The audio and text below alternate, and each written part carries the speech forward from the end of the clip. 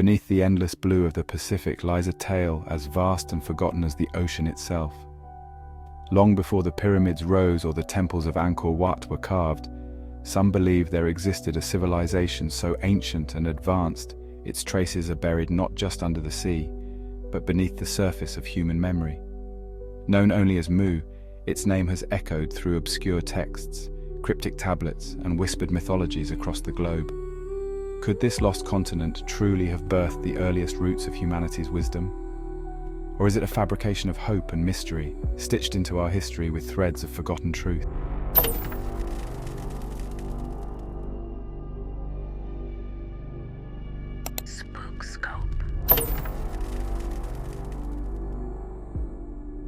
Long before the word Mu became a topic of late-night debates and speculative documentaries, it began as an idea, a vision rooted in ruins, translated from glyphs, and nurtured by one man's relentless belief in a forgotten past.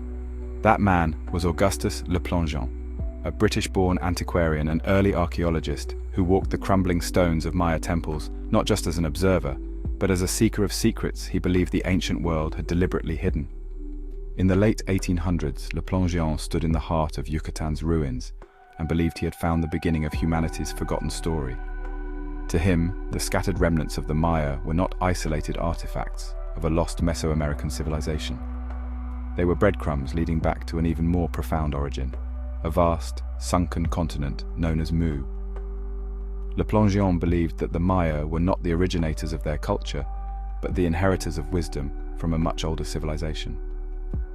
His translations of the Troano Codex, a pre-Columbian manuscript that modern scholars still debate, led him to propose that it detailed the destruction of a massive landmass, which he called Mu. According to his interpretation, Mu was destroyed in a cataclysm thousands of years ago, its survivors scattering across the world and planting the seeds of civilization in places as far-flung as Egypt, India, and Central America. The myth of Atlantis was, in his view, simply a European echo of this earlier, greater loss. To Le Plongeon, Queen Mu, a figure he identified in Maya texts, was a survivor of Mu who journeyed east after its destruction. She became Isis in Egypt, and the tales of her life and powers became the foundation of mythological systems across continents.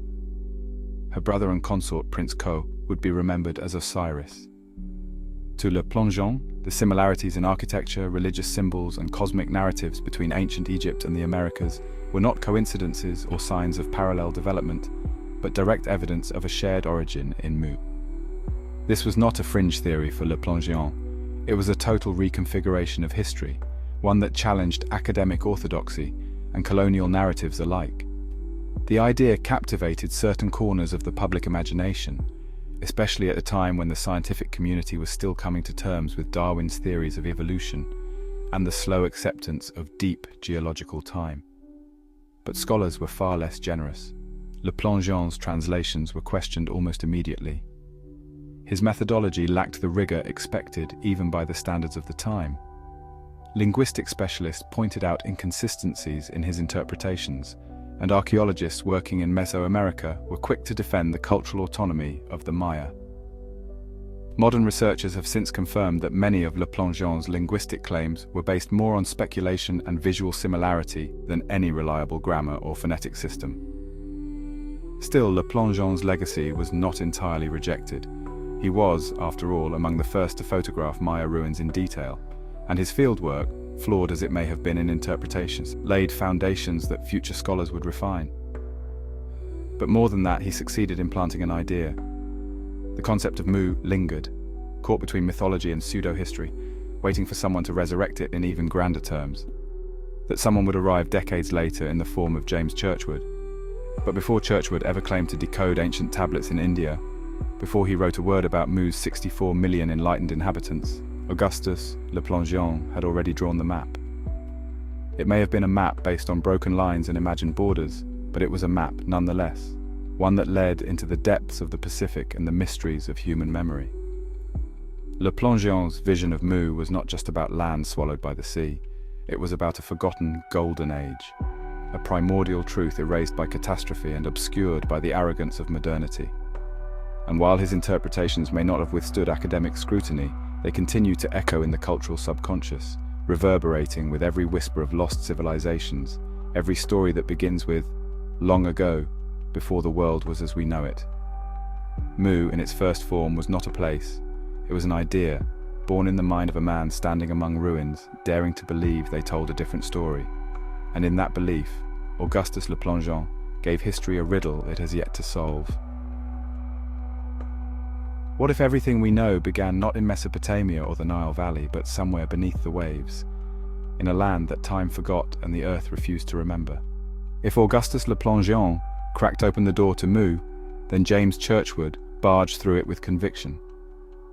A former British colonel turned self-styled archaeologist and explorer, Churchward would become the most prominent advocate for the Mu narrative in the 20th century. His claim was bold, bordering on fantastical. He had found evidence of a lost supercontinent in the Pacific Ocean, the true cradle of humanity, and he had deciphered its secrets through ancient tablets no one else had ever seen. Churchward's journey began, according to his own telling, in India.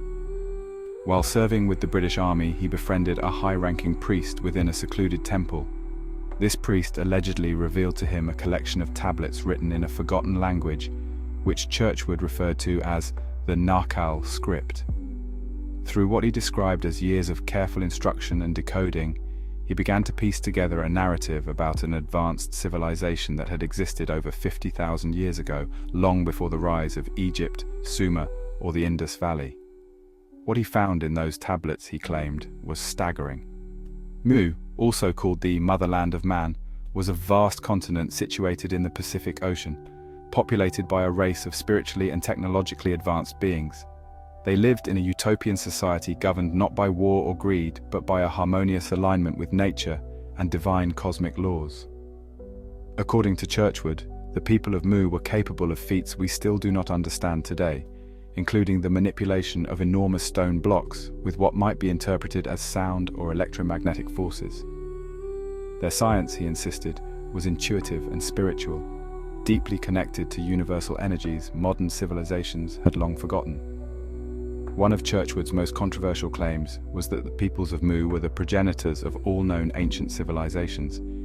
He suggested that survivors of Mu's destruction had spread across the globe, seeding cultures from Egypt and Mesopotamia to Mesoamerica and the Pacific Islands. He pointed to similarities in architecture, mythologies, and symbology as evidence. In his books, he compared the sun symbols of the Maya, Egyptian, and Hindu temples, arguing they all stemmed from Mu's original solar religion. He even proposed that the early Hindu deities and concepts of cosmic order had their roots in Mu's priesthood. However, what makes Churchward's assertions so difficult to substantiate is the conspicuous absence of his source material. The Narkal tablets, he said, were kept hidden from public view. No photographs, copies, or third-party descriptions of the tablets ever surfaced. Critics were quick to point out that his claims rested entirely on unverifiable documents, and most historians and archaeologists dismissed his work as a blend of wishful thinking and pseudoscientific mysticism. Still, Churchward wrote extensively. Between 1926 and the mid-1930s, he published a series of books, beginning with The Lost Continent of Mu, Motherland of Man. These works expanded on Mu's history, its achievements, and its cataclysmic fall. He claimed that Mu was destroyed by volcanic activity and a massive tectonic upheaval that submerged the continent within a single catastrophic event. He cited geological phenomena such as the Ring of Fire in the Pacific and mysterious underwater formations as potential evidence of this ancient disaster. Though modern geologists argue that no such landmass could have existed in the Pacific, based on the structure of oceanic crust and tectonic activity, Churchward's theories captivated the public imagination. In an age where archaeology was still finding its footing as a scientific discipline, his narratives provided a seductive alternative history, a version of the past where lost wisdom and golden ages lay buried beneath the sea, waiting to be rediscovered. The appeal of Mu went beyond Churchward's words. It offered a vision of unity, of a time before the fragmentation of modern identities. If his story held any truth, it meant that humanity was not a scattered set of independent cultures, but rather branches from a single root, a universal civilization whose wisdom we had forgotten. Churchward's critics argued that he was projecting modern esoteric ideals onto a fabricated past. Still, even they could not deny the reach and resilience of his narrative. The idea of Mu found fertile ground in the early New Age movement, where it fused with ideas from theosophy, spiritualism, and the growing interest in Atlantis. Unlike Atlantis, which Plato had at least written about in antiquity, Mu was entirely a modern myth, crafted from obscure linguistic interpretations and speculative archaeology, yet no less powerful in its grip on cultural imagination. By the time of Churchward's death in 1936, Mu had become more than a lost land. It was a symbol. It represented the possibility that human history was deeper, stranger, and more interconnected than we dared to believe. His work inspired not only followers, but also a generation of writers, mystics, and explorers who would expand the narrative even further, linking Mu to Lemuria, Atlantis, and other mythic lands lost to time and the sea. Churchward's contribution to the mythos of Mu cannot be overstated. Even if mainstream historians dismissed his findings, his ability to weave myth and memory, speculation and storytelling created a legacy that endures in popular culture to this day. The story of Mu might have begun as a whisper in the ruins of the Maya, but through Churchward's pen, it roared into the modern world as a myth that refuses to die. If the continent of Mu once existed, what geological traces would remain? And why has the Earth seemingly swallowed all evidence whole? These are the questions that echo through scientific halls and speculative circles alike. While the theory of Mu has often been dismissed as myth, some researchers and independent explorers argue that modern geological technology might finally be catching up to the legends. They believe the answers lie buried deep under the Pacific's crust, obscured by tectonic churn, millennia of sediment, and the ocean's relentless secrecy. The Pacific Basin, which spans more than 63 million square miles, is one of Earth's most unexplored frontiers. Beneath its depths lie vast mountain ranges, sunken plateaus, yawning trenches, and enigmatic geological features that are rarely studied in detail. Advocates of the Mu hypothesis frequently point to areas such as the Mu Plateau, the Marshall Islands, and the submerged landforms near Micronesia and Polynesia. They believe these are fragments of a once massive landmass that slowly fractured and slipped beneath the waves through a series of catastrophic tectonic events. Some of the most persistent claims involve the geological anomaly known as the Ontong Java Plateau. This colossal underwater feature stretches across the western Pacific and is one of the largest volcanic plateaus on Earth. Mainstream geology classifies it as the result of ancient volcanic activity dating back over 120 million years, long before humans walked the Earth. But alternative theorists propose something far more radical. They suggest that such structures could represent the battered skeletons of a drowned supercivilization, Mu's last geological fingerprints. Satellite oceanography has also revealed peculiar anomalies. Grid-like formations off the coasts of Japan and Hawaii, what appear to be straight-line structures hundreds of meters beneath the ocean. While most geologists argue these are natural features caused by fracturing and pressure ridges, others find the geometry too precise to dismiss outright. The Yonaguni Monument off the coast of Japan is often cited as the most provocative example. This submerged formation consists of massive stone terraces, straight edges, and right-angled corridors that appear uncannily man-made. Though conventional archaeologists believe the site is natural, carved by wave erosion, alternative researchers claim it is a remnant of a lost civilization, possibly Mu. Critics of the Mu theory often cite the lack of tectonic feasibility. Continents, they argue, do not simply sink into the ocean and vanish. However, proponents suggest that we may be misunderstanding the nature of what Mu truly was. Perhaps Mu was not a singular continent in the conventional sense, but a network of islands, plateaus, and archipelagos that were unified culturally rather than geologically.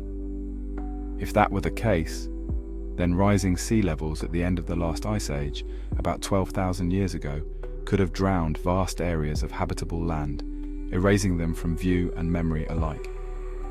This idea gains some traction when one considers other submerged sites around the world. In the Bay of Cambay, off the coast of modern India, sonar scans and dredging have reportedly uncovered structures believed by some to be remnants of ancient cities, dating back more than 9,000 years. While the findings remain controversial, they challenge the rigid timelines of human development. Could similar ancient settlements lie beneath the Pacific Ocean, tied not to fantasy but to forgotten human history? Others have proposed even more unconventional ideas. Some theorists speculate that Earth has undergone a series of pole shifts and crustal displacements, massive geological upheavals that could, in theory, submerge entire regions. These ideas, while not embraced by mainstream science, remain tantalizing in the context of stories like Mu, where entire civilizations vanish almost overnight. Yet perhaps the most haunting evidence lies not in stone or sediment, but in the myths that persist across the Pacific cultures.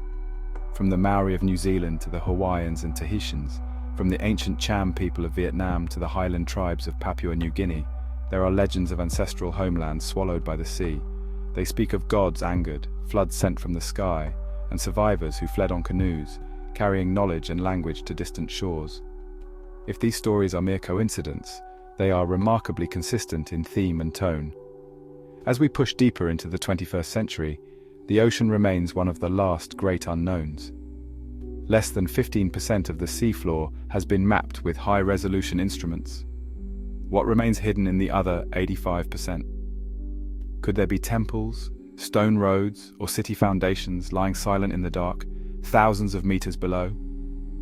And if such structures exist, will we recognize them for what they are, or dismiss them as mere tricks of nature? The debate over Mu forces us to confront a deeper philosophical question. How much of our past has been lost, not through malice or neglect, but because nature has buried it beyond our reach? We know now that humans have lived on Earth for far longer than previously thought. The narrative of civilization is no longer confined to a neat, linear progression from Mesopotamia onward. With each new discovery, whether on land or beneath the sea, we are reminded that history may be far older and far stranger than we were taught. In the silence of the ocean depths, there may yet lie forgotten truths. Whether or not Mu was real in the way Churchward envisioned it, the search for it has already revealed something vital, that the human story is still unfolding, and that some of its earliest pages might be hidden not in dusty archives, but beneath miles of water in a world we have only just begun to explore. The appeal of the Mu narrative lies not only in the vastness of its claimed geography, but in the global fingerprints attributed to its legacy. James Churchward did more than just describe a vanished paradise. He proposed that this antediluvian civilization seeded the cultural roots of the great societies we revere today. As far-reaching as it is controversial, the claim implies that the remnants of Mu might still be found, not in stone ruins beneath the Pacific, but in the living traditions, scripts, and spiritual practices scattered across continents. To explore this, one must begin with Churchward's central argument, that symbols from disparate ancient cultures bear unmistakable resemblances, too similar to be coincidence. The Naga-Maya language, which he alleged was used on the lost tablets of Mu, was, according to his own deciphering, full of geometric glyphs and motifs that bore strong resemblance to those used in Central American and South Asian cultures. While mainstream linguists have challenged the validity of his translations, the visual parallels are, at the very least, curious. The use of the sun as a divine symbol, the prevalence of pyramidal architecture, and recurring cosmological patterns like serpents, spirals, and concentric circles do in fact occur in civilizations that had no known contact with one another. This line of thinking leads to one of the more compelling aspects of the Mu debate. If it did not exist as a literal landmass, did it perhaps exist as a symbolic mythos embedded in our collective memory? In cultures as geographically distant as the Maya and the Khmer, the presence of flood myths, divine progenitors from the sea, and tales of ancient cataclysms suggests some shared psychological or mythological architecture. While such similarities are often chalked up to archetypal storytelling or parallel development, they continue to stir curiosity among fringe historians and alternative archaeologists. Even beyond mythology, physical evidence, though highly debated, has been cited by those seeking to trace Mu's legacy. In the Pacific, the mysterious megaliths of Nan Madol in Micronesia, sometimes called the Venice of the Pacific, are often referenced in connection with Mu. The structures, built from massive basalt columns, sit atop a coral reef with no clear evidence of how the stones were transported or placed. Similarly, the stone heads of Easter Island, whose creators vanished long before European contact, are seen by some as potential relics of Mu's diaspora. Their orientation facing the ocean has fueled speculation that they were guardians of a lost homeland. Japan's Yonaguni Monument adds another chapter to the argument.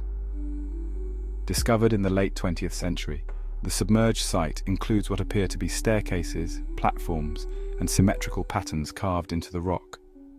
Though mainstream geologists argue the formations are natural, proponents of the Mu theory believe this could be a fragment of the sunken continent, a city preserved beneath the sea. Critics counter that no tools, inscriptions, or cultural artifacts have been discovered on site, casting doubt on its man-made origin. Despite the skepticism, the persistence of similar legends across Polynesia further fuels intrigue. In Hawaiian lore, the concept of Kane Hunamoku describes a hidden land from which life began. In Maori traditions, Hawaiki serves as the ancestral homeland, often described as a place over the sea from which the ancestors came, and to which spirits return after death. Though not direct evidence of Mu, the thematic overlap with Churchward's descriptions is hard to ignore. When paired with linguistic patterns and gene flow studies that trace the Polynesian diaspora through Southeast Asia into the wider Pacific, one could theorize, albeit cautiously, that there once was a central hub of migration and culture now lost or submerged. Adding to the controversy, Churchward claimed that symbols from ancient Tibet and the Indian subcontinent pointed back to Mu. He noted that mandalas, circular diagrams used for meditation and ritual, echoed the geometry of Mu's alleged language and spiritual systems. The lotus, a symbol of rebirth and cosmic order, features prominently in both Hindu and Buddhist traditions. Churchward interpreted these as spiritual residues of Mu's philosophical teachings, transmitted through migration and adapted into local theology. One of the most difficult aspects of investigating Mu is the lack of direct archaeological evidence. Unlike Atlantis, which at least has a reference point in Plato's writings, Mu lacks a clear classical reference outside Churchward's books. Nonetheless, its allure has inspired expeditions, speculative writings, and fictional retellings that keep the mystery alive. Perhaps what lends the story of Mu its staying power is its resistance to definitive closure. The idea that the human story could be deeper, older, and more interconnected than conventional timelines allow appeals to a primal sense of wonder. The traces of Mu may not be found in submerged cities or ancient manuscripts alone, but in the recurring themes of destruction, renewal, and forgotten origins that span our mythologies, symbols, and sacred geographies. Whether one considers Mu to be a literal lost continent or a metaphor for a shared ancestral memory, its story continues to compel. The notion that a sophisticated civilization once served as the womb of human culture remains a tantalizing proposition, one that cannot be proven, yet refuses to disappear. As science continues to explore the ocean's depths, and as ancient texts are reinterpreted through new lenses, the possibility of discovering traces of a lost Genesis remains alive. The echo of Mu, whether real or imagined, still resonates through the corridors of history. Across the world's oldest cultures, stories are told, often whispered, sometimes sung, about lands that no longer exist.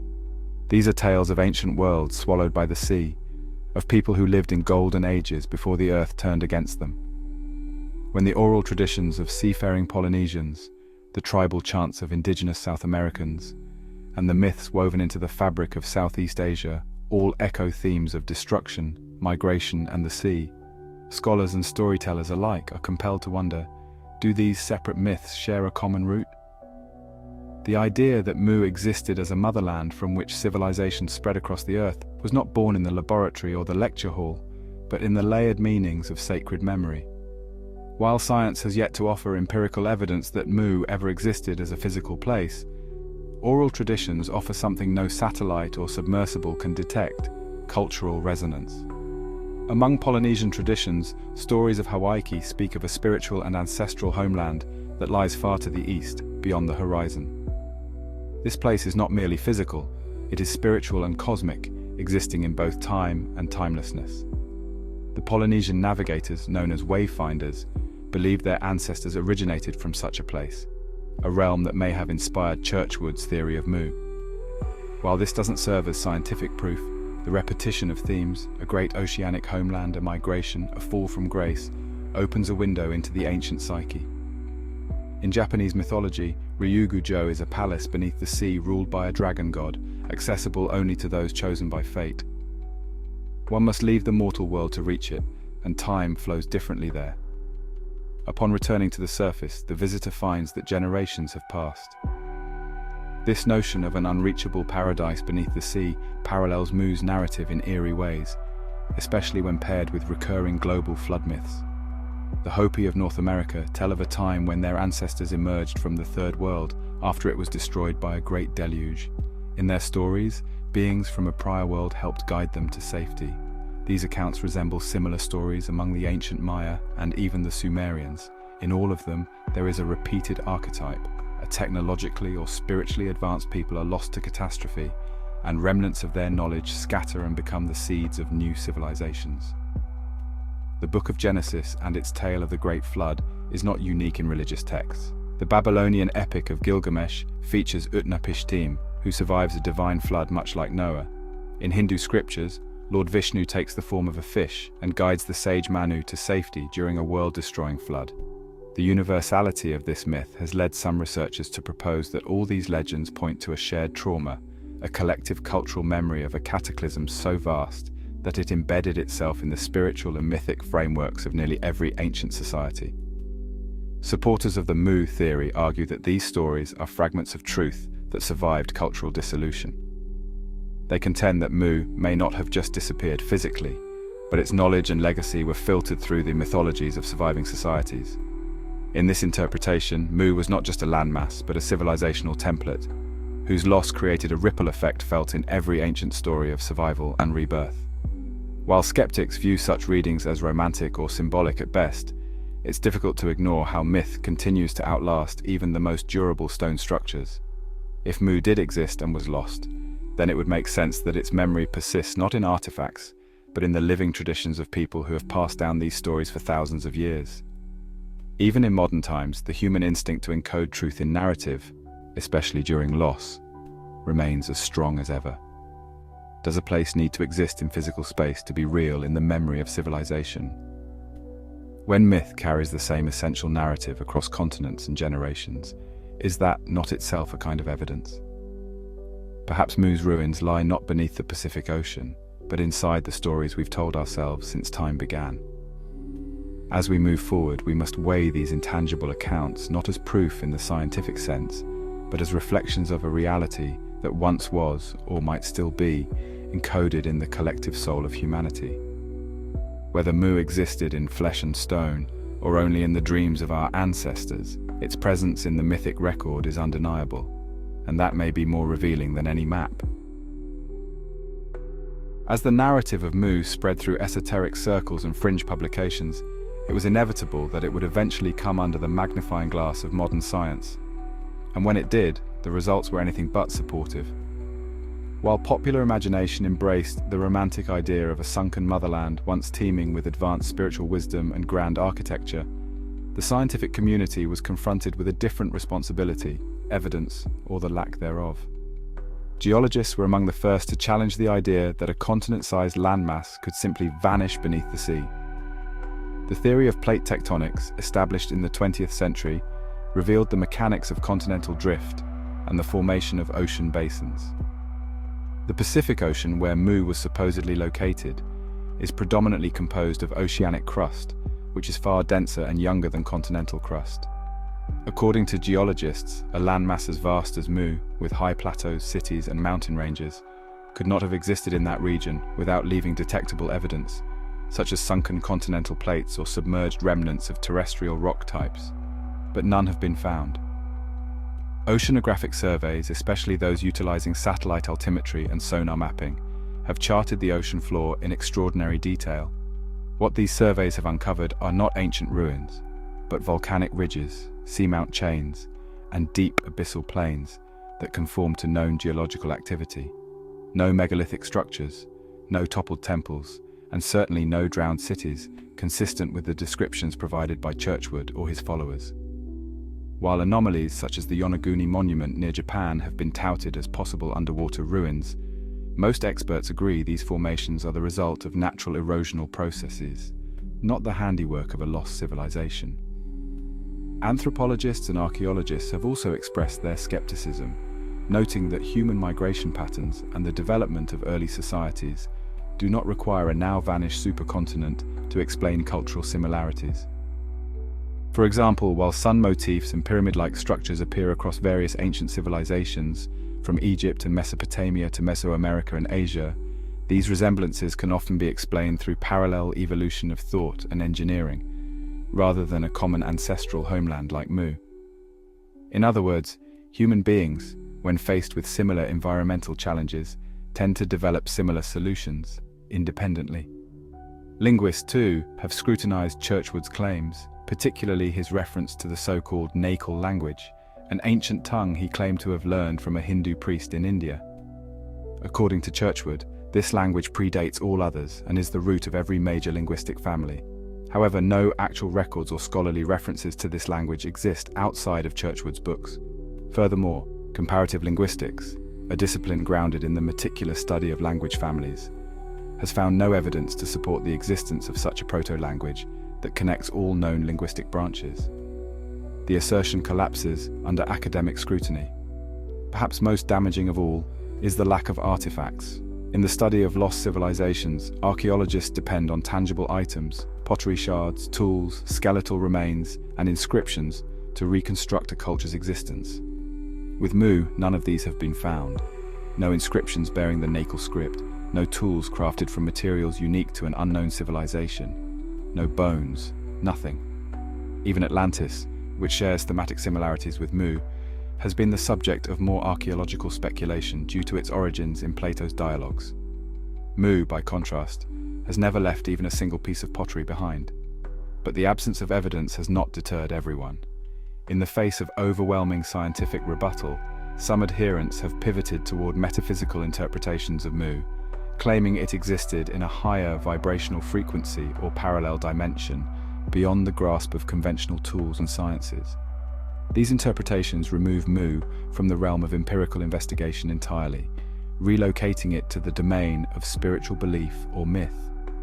While this shift ensures the legend's survival, it also places it squarely outside the discipline of historical or scientific inquiry. Still, the enduring allure of Mu cannot be dismissed. It taps into something fundamental, a longing for origins, for hidden knowledge, for an age when humanity was wiser, purer, and more connected to the cosmos. Even if the physical reality of Mu has been largely discredited, its symbolic power remains potent. It serves as a mirror reflecting our collective hopes and disillusionments, a canvas upon which we project both our ancient yearnings and modern uncertainties. As we move forward, the question becomes not whether Mu existed in the way Churchward described, but why the myth has endured in the face of so much contrary evidence. As the tides of time pulled the notion of Mu further from mainstream academia, its legend took root in unexpected places. The mid-20th century saw a dramatic shift in how ancient lost civilizations were perceived, driven not by peer-reviewed archaeological papers or scientific journals, but by the rise of esoteric thought, alternative histories, and mass media. In this evolving landscape, Mu did not fade away. Instead, it transformed, no longer a contender in scholarly debates, but a symbolic nucleus within new spiritual and pseudo-historical narratives. By the 1950s and 1960s, Western culture was in the midst of a profound transformation. The aftermath of 2 world wars, the rise of the Cold War, and growing distrust in established institutions created fertile ground for the alternative and the unexplained. This era ushered in a fascination with hidden knowledge, ancient astronauts, and secret civilizations. The legend of Mu, though largely discarded by geologists and historians, found a new audience in those who looked to the past not for facts, but for cosmic clues and spiritual awakenings. One of the key drivers of this renaissance was the spiritualist movement. Theosophists and New Age thinkers, many of whom had already embraced the lore of Atlantis and Lemuria, began to reframe Mu not merely as a lost civilization, but as a metaphysical construct. In these retellings, Mu was often depicted as a utopia of enlightened souls, a spiritually advanced society that fell not because of tectonic upheaval, but because of moral or energetic imbalance. Some thinkers claim that Mu's downfall was the result of its people misusing their profound knowledge, an allegory for humanity's own failings. This narrative aligned perfectly with the emerging themes of ascension and personal transformation popular in the New Age movement. Proponents argued that the people of Mu had mastered crystal energy, telepathy, and even interdimensional travel. Some went as far as to suggest that survivors of Mu did not merely migrate to other continents, but ascended to a higher vibrational plane, essentially becoming non-physical guides or beings of light. Mu, in this view, was not a physical place lost to the sea, but a vibrational state lost to human consciousness. Science fiction also played a pivotal role in reviving Mu's mystique. Writers such as H.P. Lovecraft, though he rarely mentioned Mu directly, contributed to a broader narrative of ancient civilizations harboring cosmic secrets. In the following decades, television shows, comic books, and video games incorporated Mu as a backdrop for fantastical adventures, often blending it with elements from other mythical lands. These portrayals solidified Mu's place in the collective imagination, especially among audiences that craved deeper, darker mysteries. Another fascinating trend was the convergence of Mu lore with the ancient astronaut theory. Popularized by authors such as Erich von Däniken, this theory posited that extraterrestrial beings visited Earth in ancient times, providing knowledge and technological advancements to early human civilizations. Within this framework, Mu was reinterpreted as a hub for extraterrestrial activity, a place where advanced beings from other planets shared their wisdom before vanishing beneath the waves. This fusion of myth and science fiction blurred the lines between history and mythology, offering explanations that, while lacking scientific rigor, resonated deeply with those drawn to the unknown. More recently, the legend of Mu has continued to evolve within the digital age. Internet forums, YouTube channels, and independent documentaries have kept the myth alive, often presenting it as part of a grand hidden history. Claims of underwater anomalies spotted via satellite images, rediscovered ancient texts, and channeled messages from Mu's descendants have circulated widely online. For many, the legend of Mu serves not as a literal truth, but as a symbol of lost wisdom, a reminder that perhaps humanity has forgotten more than it remembers. The resilience of Mu's myth speaks volumes about our collective psyche. In a world driven by data and logic, there remains a deep hunger for the mystical, the unknowable, and the ancient truths just out of reach. The story of Mu, whether seen as fiction, allegory, or spiritual metaphor, continues to captivate because it offers a vision of a time when humanity lived in harmony with the cosmos. A golden age not destroyed, but waiting to be remembered. And in this reimagined form, Mu lives on, not beneath the waves, but within the dreams of those who still search for something lost, not just in the oceans of Earth, but within the vast and uncharted waters of the human soul. The idea of Mu, the lost Pacific civilization, may lack validation from geological records and archaeological digs, but its legacy continues to evolve in culture, pseudo-history, and the modern imagination. Unlike other ancient myths that remain confined to the pages of obscure esoteric texts or dusty corners of academic archives, Mu has managed to survive in plain sight, woven into the very fabric of contemporary mythology, conspiracy theories, and speculative philosophy. Its persistence is not accidental. It reflects deep cultural patterns, psychological needs, and perhaps a spiritual longing for origins beyond what history books can offer. Part of what keeps Mu alive is its adaptability. The story morphs effortlessly with each generation. In the early 20th century, the narrative appealed to occultists and mystics searching for ancient wisdom lost in the mists of time. By mid-century, it had become a staple in fringe anthropology, aligning with notions of ancient astronauts and civilizations with extraterrestrial connections. And now, in the internet age, Mu has migrated into online communities, documentaries, video games, and novels, sometimes portrayed as a forgotten utopia, other times as a cautionary tale of hubris and ecological destruction. No matter the lens, Mu finds a place. Much of this endurance stems from the way Mu has been presented, not as a mere tale of geography or lost real estate, but as a spiritual narrative. In James Churchward's work, Mu was not just a continent, it was the motherland of man. It represented the source of all human cultures, the womb of civilization itself. This framing appeals to a deep-rooted desire for unity, especially in an era fragmented by cultural divides and historical disputes. A common origin story, even if fictional, offers an alluring escape from division. It also taps into a yearning for perfection in the past. Mu was advanced, harmonious, and spiritually aware. In contrast to the industrialized, often chaotic world we live in, such a civilization becomes an idealized mirror.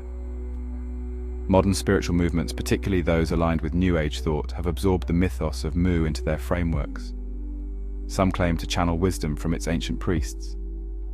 Others see connections between Mu and concepts like the Akashic records, vibrational healing, and planetary consciousness. In this space, Mu transcends history and becomes archetype, a symbol of lost wisdom and the potential to return to a more enlightened state. This transformation from lost land to living metaphor helps explain why so many continue to search for it, not in the trenches of the Pacific, but in their own inner worlds. Mu has also left its mark on science fiction and speculative literature. From novels by H.P. Lovecraft to contemporary video games and anime, the Lost Continent has inspired plots, settings, and characters. The ambiguity of its reality is part of its appeal. Like Atlantis or Lemuria, Mu sits in a twilight zone between what was and what might have been, a space ripe for imagination to flourish. Fiction authors often take the basic template, an advanced society wiped away by disaster, and reimagine it as dystopia, paradise, or allegory. Each retelling adds another layer to Mu's myth, reinforcing its relevance. However, the legacy of Mu is not without its complexities. Critics argue that the myth has occasionally been misused to promote pseudo-historical narratives that ignore indigenous histories or diminish the accomplishments of real ancient cultures. By attributing monumental achievements in architecture, mathematics, or astronomy to a vanished super-civilization, rather than to the actual people who built them, these theories risk erasing the richness of human diversity. It is essential to separate admiration for the myth from distortion of the facts. Yet this very tension between myth and memory, fantasy and evidence, is what makes Mu a subject worth revisiting.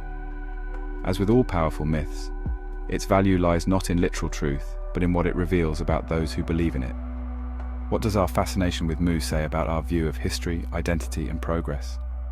Why do we continue to yearn for a golden age buried beneath the waves?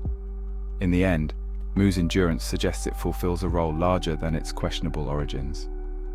It embodies our search for origins, unity, and meaning. Whether it ever existed as Churchward described, or whether it was entirely fabricated, Mu has become something real in the human psyche. A placeholder for the unknown, a whisper of something lost, and a mirror reflecting both our hopes and fears. The legend of Mu invites us into a world of possibility, a time before time where an advanced society once flourished across the Pacific Ocean, shaping the civilizations that would follow. Though modern science casts doubt on the physical reality of such a place, the story continues to thrive not because of what we can prove, but because of what it symbolizes. Mu is not merely a lost land, it is a mirror held to our deepest yearnings. To understand our origins, to link the ancient with the modern, to believe that knowledge and greatness once existed far beyond our current grasp. The fascination with Mu reminds us that history is not only written in stone and sediment, but also in stories, symbols, and the silence of the sea. As sonar maps return static and science dismisses its geography, the myth persists in the collective consciousness, elusive, enduring, and deeply human. Perhaps the question is not whether Mu existed, but why we still long for it to have been real.